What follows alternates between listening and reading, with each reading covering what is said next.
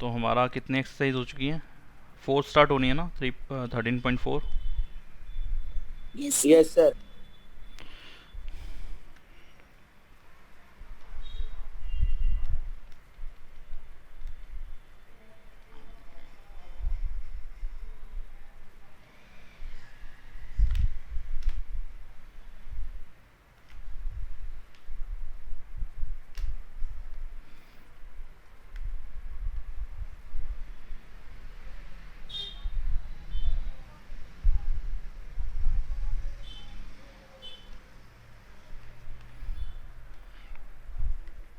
ये है जी sphere. Sphere circle नहीं है, कहीं आप कहीं ये सर्कल है वही उसको ही हम स्फेयर बोल देंगे। स्फेयर मतलब जैसे एक बॉल हो गई है ना, जिससे आप खेलते हो, वो एक स्फेयर है। तो ये पार्ट क्या है? रेडियस। इसके अंदर सिर्फ रेडियस और डायमीटर ही है, और तो कुछ है नहीं इसके अंदर। लेंथ वेंथ का कोई काम तो है नहीं, हाइट का कुछ काम है नहीं। हाँ, अगर हाइट की बात करोगे तो हाइट हाइट किसके इक्वल है? अगर आप कहते हैं इस बॉल की कुछ हाइट है ये, डायामीटर। वो डायमीटर के इक्वल होगा। अगर आप कहते हैं कि ये चीज़ हाइट है इसकी, इस बॉल की, तो वो डायमीटर के इक्वल है, क्योंकि यहाँ से जो लाइन सेंटर को, यानी कि सेंटर से जो लाइन बाउंड्री को टच करेगी वो रेडियस हो जाएगी, ऐसे नीचे भी रेडियस हो जाएगी। तो दो रेडियस मिलके क्या बनती हैं? डायमीटर। तो डी के इक्वल हो जाएगा। अगर हाइट आप कहना चाहते हो तो, वैसे हाइट का कोई यूज़ नहीं है, लेकिन हाइट अगर बोलना चाहते हो तो डायमीटर के इक्वल है। ठीक है, तो वॉल्यूमोस्फेयर 4/3 पाई आर क्यूब। ठीक है, इसका वॉल्यूम कैसे निकाला जाएगा? 4/3 पाई आर क्यूब रूल से, फॉर्मूले से। और इसका जो सरफेस एरिया है, या इसका आप कर्व्ड सरफेस नहीं बोल सकते, इसका सिर्फ एक ही टाइप का एरिया निकलेगा। अब वो क्यों निकलेगा एक ही टाइप का एरिया? बाकी सारे जितने भी अभी तक हमने फिगर पढ़े हैं, जितने भी सॉलिड पढ़े हैं, उसके अंदर लेटरल अलग होता था या कर्व्ड अलग होता था, टोटल अलग होता था। यहाँ पे टोटल ही है, इसके अंदर लेटरल कुछ नहीं है। ठीक है, इसके अंदर एक ही टाइप का एरिया, सरफेस एरिया बोल दो या टोटल सरफेस एरिया बोल दो।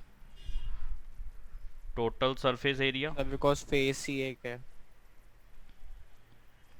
या, सर, बिकॉज फेस ही एक है। हाँ, बिकॉज एक ही फेस है इसका। और कुछ? हाँ, ठीक बात बोली वैसे तो कृष्ण ने। और कुछ बोलना चाहोगे? कोई और अपनी तरीके से कुछ बताना चाहे?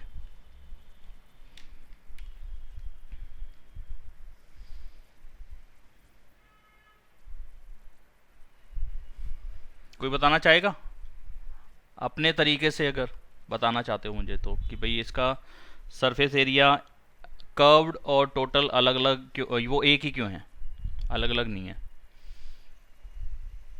बिकॉज जैसे हमने पिछले फिगर्स में पढ़ा कि जैसे सिलेंडर है तो फिर ऊपर, क्योंकि एक कर्व सरफेस है जिसका हम कर्व सरफेस एरिया निकालते हैं, और ऊपर और नीचे सर्कल है जिन्हें मिलाकर हम टोटल सरफेस एरिया निकालते हैं।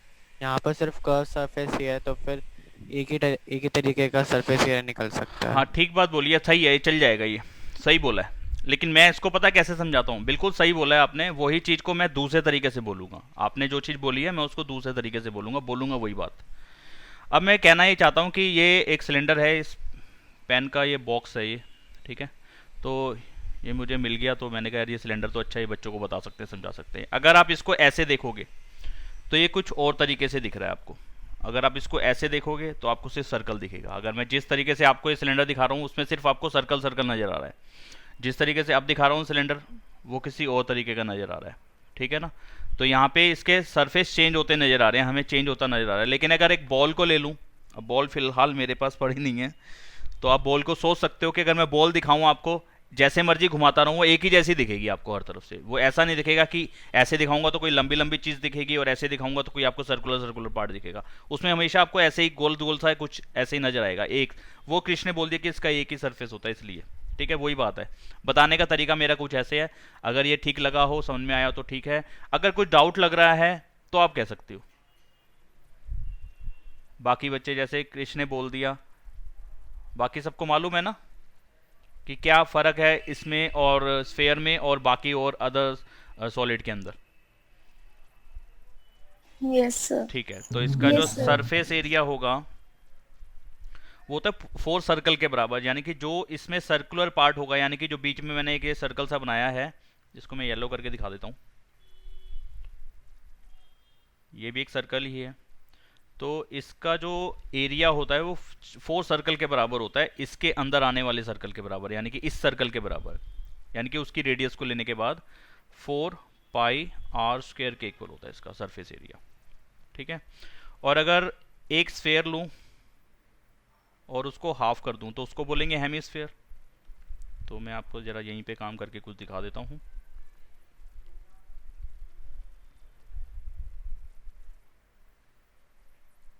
आ गया।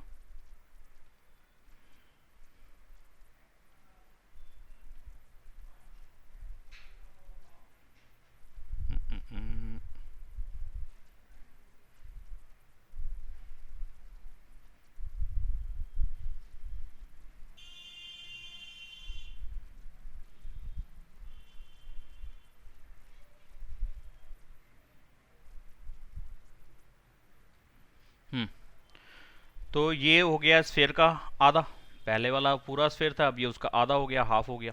ठीक है। तो इसको बोलेंगे हेमिस्फेयर। हेमी मतलब वो हाफ ही होता है, सेमी नहीं बोलना, बोलते इसको हेमी ही है,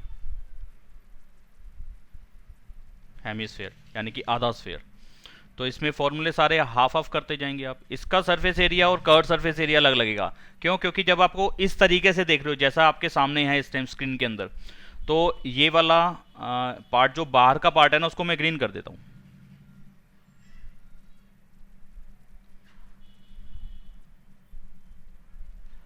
तो एक सरफेस तो होगा इसका जो ग्रीन ग्रीन होगा, जहां पे मैं ग्रीन पेंट कर चुका हूं यहां पे, और एक है जहां पे येलो पेंट हुआ हुआ है। ठीक है। अगर मैं ठीक इसके ऊपर से देखूंगा, अगर मैं इस स्फेयर को ठीक सामने से देखूंगा, यानी कि सामने से बोलने का मतलब ऊपर से देखूंगा, तो सिर्फ मुझे इसका ये सर्कुलर पार्ट नजर आएगा जो कि है येलो कलर का, है ना।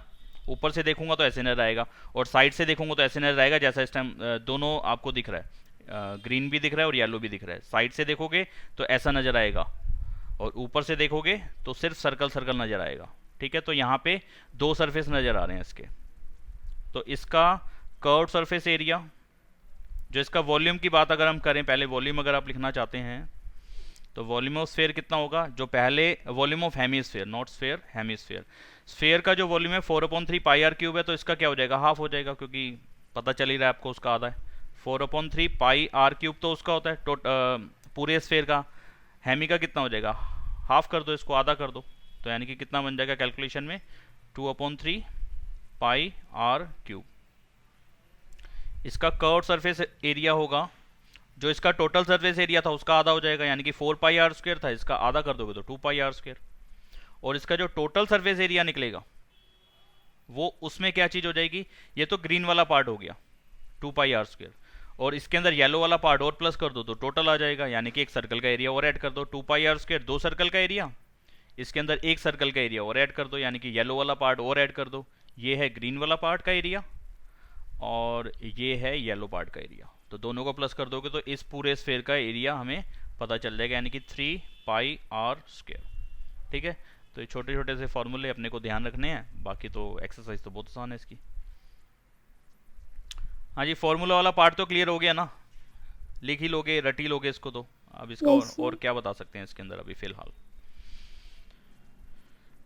क्वेश्चंस ये खोले ही हुए हैं मैंने। तो यहाँ पे कह रहा है कि पाई जो है वो 22.7 लेना है, अगर कहीं दे रखा होगा तो 3.14 वहीं लेना है। फिलहाल इस पूरी एक्सरसाइज में यहाँ पे है थर्ड क्वेश्चन में 3.14। तो करते हैं स्टार्ट आज। इसमें से कोई एक पार्ट मैं कर देता हूँ, बाकी आप कर लेना। Find the surface area of A sphere. तो सरफेस एरिया जब भी बोलेगा, किसी भी सॉलिड के लिए बोले तो उसका टोटल ही मानना होता है वहाँ पे। ठीक है। इसका सरफेस एरिया निकालना है, तो जो स्फेयर है उसका टोटल बोलो या लेटरल बोलो या कुछ भी बोलो, वो एक ही है भाई, उसमें अलग से लेटरल बोला तो नहीं जाता, लेकिन अगर कहीं आप सोचना चाहते हो तो वो एक ही चीज़ है, इसके अंदर एक ही सरफेस है। तो इसका सरफेस एरिया निकालना है, तो सरफेस एरिया ऑफ स्फेयर क्या होता है, 4 पाई आर स्क्वायर। हाँ जी, 4 पाई आर स्क्वायर। तो 4 पाई, रेडियस आपको कितनी दे रखी है, ये सारी दे रखी है, मैं सबसे आसान वाली ले रहा हूँ ताकि मुझे कैलकुलेशन में दिक्कत ना आए। आप लोग तो कर ही लेते हो मेरे से अच्छी कैलकुलेशन। तो आर की जगह 14 लगाना है। यहाँ पे सारे ये जितनी भी दे रखी है 10.5, 5.6 और 14, ये रेडियस दे रखा है, यानी कि आर वाला पार्ट है, आर आर और आर, हर किसी में आर दे रखा है। तो बस फॉर्मूला याद हो तो बस उसके अंदर लगाई तो देना, और करना क्या है। इससे आसान क्वेश्चन की क्या उम्मीद, इससे आसान की उम्मीद रखनी भी नहीं चाहिए पेपर में, है ना। तो इसकी मल्टीप्लाई कर लेंगे, वो हमारा आंसर होगा। मैं मल्टीप्लाई भी नहीं कर रहा, कर लोगे ना यार मल्टीप्लाई, तो छोड़ देता हूँ, अगले क्वेश्चन की तरफ बढ़ जाता हूँ। अगर कोई दिक्कत है तो मुझे बता दो, बाकी तो सिर्फ एक फॉर्मूले वाली बात है। अब इस क्वेश्चन में क्या है, find the surface area of sphere, sphere का सरफेस एरिया निकालना है। फिर हम कह दिया सरफेस एरिया ऑफ स्फीयर, वो तो होता है क्या चीज, 4 पाई आर स्क्वायर। तो बेसिकली किस चीज की जरूरत है, रेडियस की, और हमें दिया क्या हुआ है यहाँ पे, डायमीटर। ये सारे डायमीटर दिए हुए हैं, ये सारे के सारे डायमीटर दिए हुए हैं। तो डायमीटर से हम रेडियस बड़े आराम से निकाल लेते हैं, पहले आप इस चीज को पढ़ चुके हो।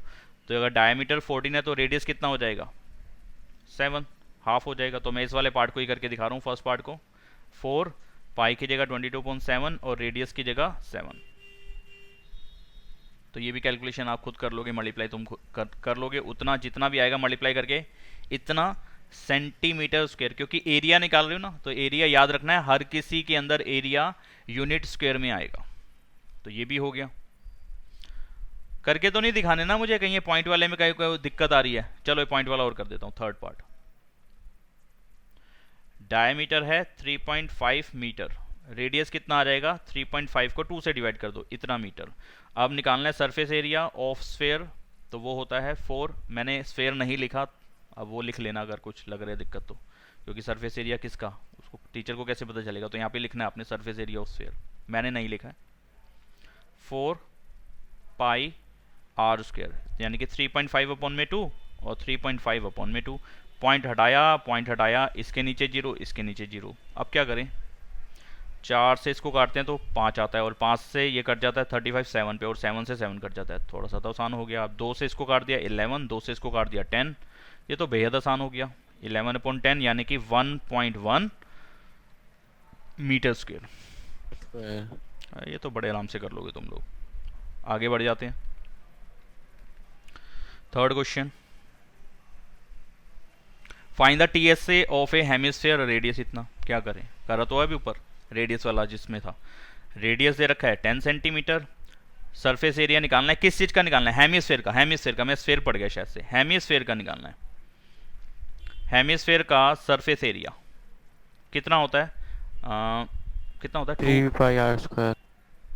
अच्छा टोटल निकालना है, हाँ टोटल निकालना है, तो 3 पाई आर स्क्वायर लगेगा।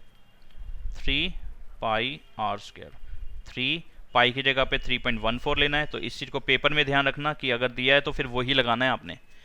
3 पाई की जगह 3.14 और आर की जगह पे 10, और इसका स्क्वायर था तो 2 बार। तो कितना हो जाएगा भाई, तो आसान है, 2 जीरो 3 × 314। हाँ जी हाँ जी। तो इस पॉइंट को हटा के आप 2 जीरो लगा सकते हो नीचे, 100 से ये 2 जीरो यानी कि 10 और 10 कट गया, तो 3 और 314 को मल्टीप्लाई कर दोगे, 942। 942 बच्चे कह रहे हैं आ गया है, तो ये लिख दिया हमने उसको। इससे आसान तो आ ही नहीं सकता पेपर में। Fourth question.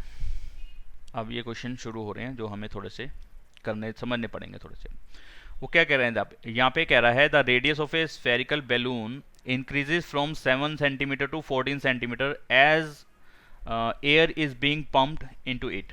ये तो बात समझ में आ रही है कि भाई एक 7 सेंटीमीटर का बैलून है, उसके अंदर अगर मैं एयर पंप करता हूँ उसके अंदर, तो उसकी रेडियस इंक्रीज हो जाती है, 14 का हो जाता है, यानी कि हवा भरने के बाद वो उसका साइज बड़ा हो गया। Find the ratio of surface areas of balloon in 2 cases. 2 cases में जो सरफेस एरिया बनेगा उसका रेशियो निकालना है। ये रेशियो वाला पार्ट मतलब समझ में आता है ना, रेशियो यानी कि जिससे से लिखते हैं 7:2। हाँ, दोनों को डिवाइड करके जो बचेगा, डेसिमल में नहीं ले जाना, जो बचेगा वही आपका फ्रैक्शन वाला पार्ट, वही रेशियो है, ठीक है। तो इन फर्स्ट केस रेडियस, ये बैलून की ही बात हो रही है, तो बैलून कैसा है, स्फेरिकल है, तो रेडियस कितना है इसका 7 सेंटीमीटर। तो इसका सरफेस एरिया निकाल लेता हूँ, रूल फॉर्मूला आपको मालूम ही है, 4 पाई आर स्क्वायर। तो 4 पाई, अभी पाई जब रेशियो वाली बात आए ना कभी भी, तो पाई को उस टाइम स्टार्टिंग में मत खोलो, ठीक है, थोड़ा आसान करने का तरीका बता रहा हूँ, पाई को खोलने का फायदा नहीं होगा। 4 पाई बाद में कैंसिल हो जाएगा, ठीक है, 7 स्क्वायर। अच्छा जी, in second case radius 14 centimetre की है, तो यहाँ सरफेस एरिया आ जाएगा, रूल तो ये रहेगा, यानी कि रूल मतलब फॉर्मूला 4πr², क्योंकि स्फेयर की बात हो रही है तो स्फेयर का सरफेस एरिया चेंज तो नहीं हो जाएगा, भले ही रेडियस चेंज होती रहे, फॉर्मूला तो वही रहेगा। अब आप ये कर सकते हो, क्या करने की जरूरत है, R1 R2 दिखाने की जरूरत तो है नहीं, यही कर दो, ऐसे ही कर दो। हम जब प्रॉपर एक एक स्टेप कर रहे हैं, एक एक चीज़ का एरिया निकाल के दिखाई रहे हैं, तो हम R1 और R2 तो तब करना होता है जब हम डायरेक्टली रेशो वाला पार्ट लिखें और उसमें कहीं ये फॉर्मूला कहीं पे भी खोले नहीं एक बार भी। तो मैंने तो दोनों जगह खोल दिया, तो R1 और R2 मानने की जरूरत नहीं है। 4 का 4 रहा, पाई का पाई रहा, और रेडियस की जगह 14 आ गया। अब यहाँ पे रेशियो निकालना है, यानी कि surface area in first case divided by surface area in second case। तो कितना आया जी, 4π7² और नीचे आया 4π14²। ओ 7 पावर 7 डाल दी मैंने यहाँ गलती से, स्क्वायर आना है। 4 से 4 कट गया, पाई से पाई कट गया, तो पाई मुझे कहीं पे लगा के खोलने का फ़ायदा नहीं था। अगर मैं ऊपर 4 इंटू पाई की जगह 22.7 लगाता, इंटू 7 का स्क्वायर, 7 इंटू 7 करता और यहाँ कहता 7 से 7 कट गया और फिर मल्टीप्लाई कर देता, तो इतना करना मेरा टाइम वेस्ट हो रहा है, कुछ नहीं फ़ायदा इसका कि मैं पहले काटूं भी, मल्टीप्लाई भी कर लूँ और फिर बाद में जाके मुझे पता डिवाइड भी कर देना है, तो फिर वो ऊपर मल्टीप्लाई करने का फ़ायदा क्या हुआ। 4 से 4 कट रहा है, पाई से पाई कट गया, 7 का स्क्वायर मतलब कितना हो जाएगा, 7 इंटू 7, और 14 का स्क्वायर कितना हो जाएगा, 14 इंटू 14, और 7 और 14 आपस में कट जाता है 2 पे, 49/1। ठीक है। तो 1 अपॉन में 2 इंटू 2 यानी कि 1:4, तो रेशियो कितना आ गया, 1:4। तो ये करने का तरीका एक तरीके से आपने समझा है, अगर आपको नहीं मालूम था तो, अदरवाइज तो कर ही लेते। अगर आप प्रॉपर कैलकुलेशन खोल के भी कर लेते, आंसर में फ़र्क नहीं पड़ता, लेकिन बस टाइम बचाना और ना बचाने वाली बात है कि जितना जल्दी आप कर सकते हो कि नहीं कर सकते हो। क्या हुआ, हैंग क्यों कर गया?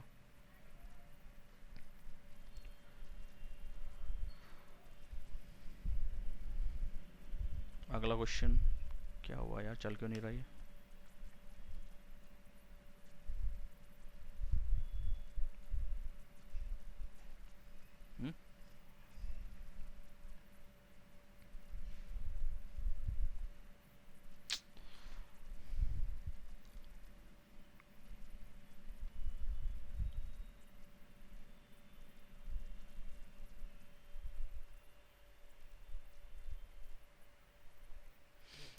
वो कह रहा है कि एक spherical ball made of brass has inner diameter 10.5 centimetre, एक बॉल है और जिसका डायमीटर 10.5 सेंटीमीटर का है और वो ब्रास से बना हुआ है।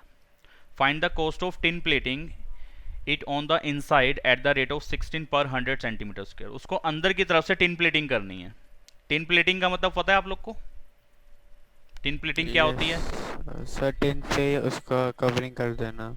हाँ कह सकते हो, टिन प्लेटिंग वही है, लेकिन अगर आपने वो कभी हिंदी का ये शब्द तो सुना है, कलई करना, कलई करी है?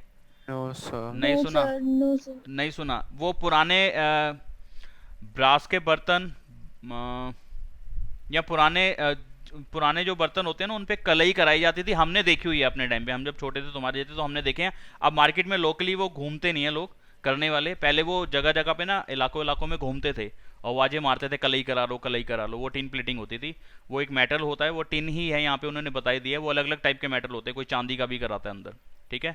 तो वो अलग अलग तरीके की होती है, वो अंदर डाल देते हैं गरम गरम करके और उसको एकदम से ऐसे फैला देते हैं, वो सारे में एक पूरी में कवर कर लेता है उसको ऐसे, ये वो चीज़ है। तो अभी आप यही समझ लो कि एक टिन चढ़ा दी अंदर, वो ऐसे समझ लो, कोई दिक्कत नहीं है।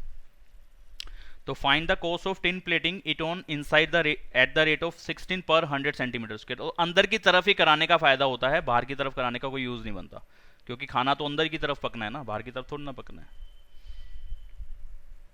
तो CSA/100 × 16। तो पहले क्या निकालना है हमें, कहाँ पे टिन प्लेटिंग होना है? अंदर की तरफ होना है। अंदर की तरफ क्या, उसके वॉल्यूम पे थोड़ा ना होना है। तो वॉल्यूम वाला से टॉपिक पढ़ नहीं रहे हो, लेकिन देखो जब हम पूरा चैप्टर कर लेंगे तो वहाँ पे थोड़ा ना लिखा आएगा कि आपको एरिया वाला क्वेश्चन दिया है हमने या आपको वॉल्यूम वाला क्वेश्चन दिया है, तो आपको खुद जज करना होगा कि एरिया है कि वॉल्यूम है। तो यहाँ पे किस जगह पे टिन प्लेटिंग होनी है, उसके अंदर की तरफ होनी है, उसके सरफेस एरिया पे होनी है, अंदर वाले CSA पे, ठीक है। तो हेमिस्फेयर बॉल है,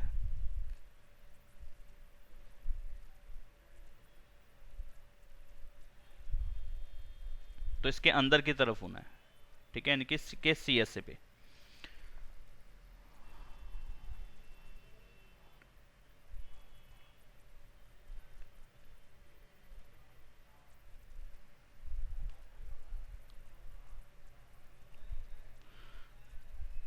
किसके इक्वल आएगा ये? बॉल का सी एस ए किसके इक्वल आएगा? बॉल का सी एस ए किसके इक्वल होगा? हेमिस्फेयर के सी एस ए के। Yes sir. तो मैं डायरेक्टली फॉर्मूला लिख देता हूँ, 2 pi r 2 pi r square. Square. तो 2 इंटू पाई, क्या हो गया, ये पेन सही से चल ही नहीं रहा है, 2 पाई, और रेडियस कितना है? डायमीटर वाला पार्ट दिया हुआ है आपको 10.5, तो इससे रेडियस कितना आ जाएगा? 10.5 डिवाइडेड बाय 2, ठीक है। तो यहाँ रेडियस कितना आ जाएगा? 10.5 अपॉन में 2 पावर 2, 2 इंटू 22.7 इंटू, कैसे लिखूँ इसको? 2 बार ही लिख देता हूँ, पॉइंट हटा दिया, नीचे 20 लिख दिया, ठीक है। Yes sir. तो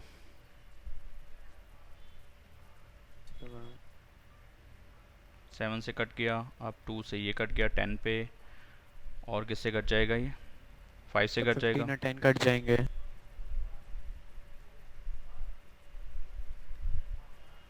और कुछ तो नहीं कटने वाला ना? सर 105 और 20 भी तो कट सकते हैं 5 के टेबल से। लेकिन वो नीचे 4 and 21। नीचे बड़ा नंबर बनाने का फायदा नहीं है, रहने दो, यस सर। है ना, बड़ा नंबर बनाने का फायदा नहीं है उसको, यानी कि 4 फिर उसके आगे और कुछ 2 तो बनेगा नहीं अब, तो रहने दो, ऐसे रहने दो, ये सही है। तो बचा क्या मेरे पास? 11 इंटू 3 इंटू 105 अपॉन में 20, तो इसको मैं पहले मल्टीप्लाई कर लेता हूँ। 11 इंटू 3 33 इंटू 105 अपॉन में 20। एक दो क्वेश्चन की कैलकुलेशन करके भी दिखा देनी चाहिए ना, सारा कुछ कैलकुलेटर पे नहीं छोड़ देते। तो कैलकुलेशन कहीं एक करना सिखाना भी है मुझे, जहाँ पे नहीं सिखाना वहाँ मैं कैलकुलेटर का यूज़ कर ही लेता हूँ। और यहाँ पे थोड़ा बहुत मुझे बताना है, जैसे कि अब यहाँ पे 4 कोई बहुत बड़ा नंबर नहीं है, ऐसा नहीं कह रहा हूँ कि 4 से डिवाइड नहीं होगा, लेकिन फिर भी 4 के कंपेयर में आप 2 से बहुत ईजिली डिवाइड कर लोगे, है ना। तो 105 और 33 को जब मैं मल्टीप्लाई करूँगा तो कितना आ जाएगा? 315, 5 और एक 6 और एक 4 और एक 3, ठीक है ना, 3465 है ना। 3465 अपॉन में 20। अब इन दोनों को 2 से कट कर देते हैं, ये आया। अब पॉइंट ऑलरेडी आ चुका है, नीचे एक 10 है, तो आपको पता है पॉइंट और कहाँ जाने वाला है, अब 2 के बाद आ जाएगा, तो कितना आंसर बन जाएगा? 173.25। बस हो गया। ये क्या चीज़ बनी? अरे कॉस्ट भी निकालनी थी ना अभी, तो तो कॉस्ट के लिए आपको अभी 20 अगर मैं लिखा रहने देता तो मुझे कुछ फ़ायदा होता? नहीं, कोई हो तो सकता था, क्योंकि 16 और 2 कट जाता है, डेसिमल वाली बात नहीं आती। रहने दो, अभी ये चीज़ मत करो, अभी छोड़ दो, ये नहीं काटा समझो, क्योंकि अभी कॉस्ट भी निकालनी थी ना।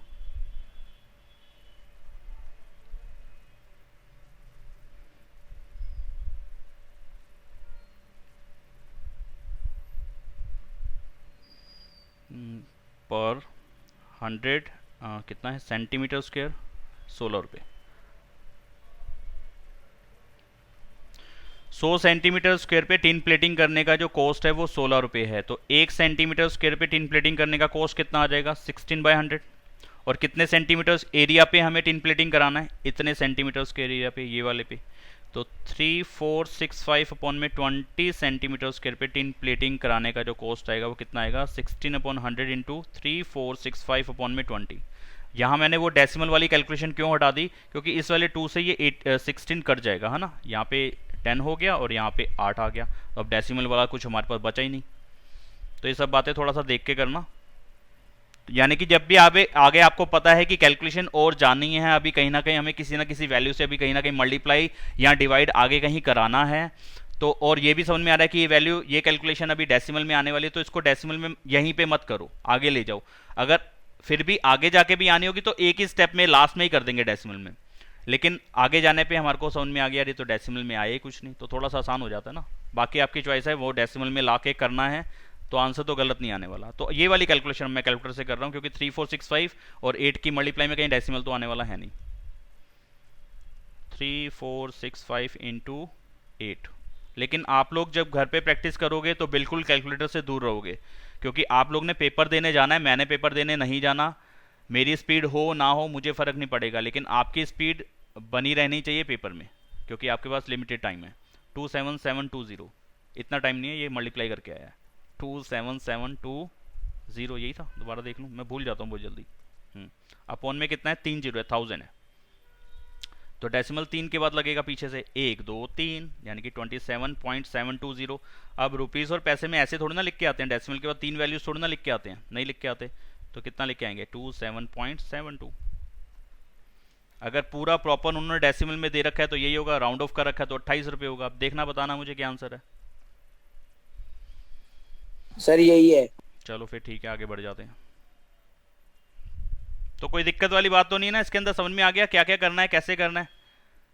आसान सी बात थी, Yes, समझ में sir. आ गई होगी तुम्हारे। चितेश कहाँ है आज? आवाज ही नहीं आ रही चितेश की। क्लास में हो बेटा? यस सर, यही हूँ। अच्छा, यस मुझे सर। लगा आराम से बैठे हो कहीं। नहीं सर, अच्छा चलो, वैसे तो नानी करता हूँ। अच्छा नानी घर बैठ के पढ़ रहे हो?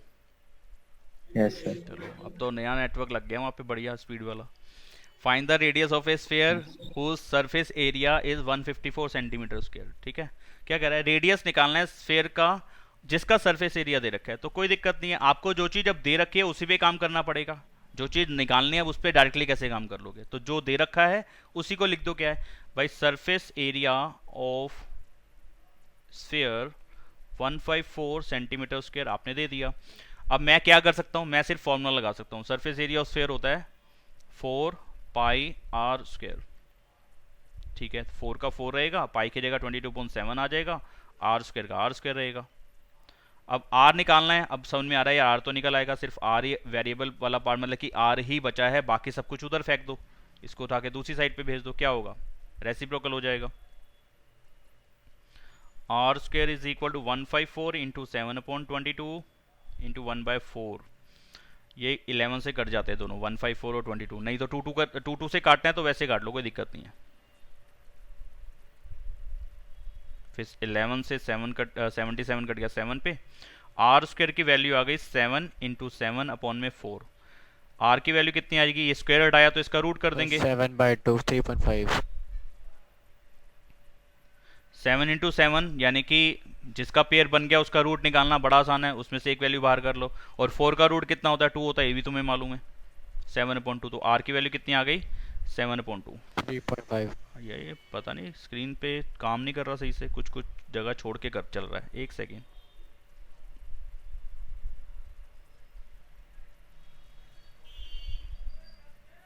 गड़बड़ दे रहा है ये।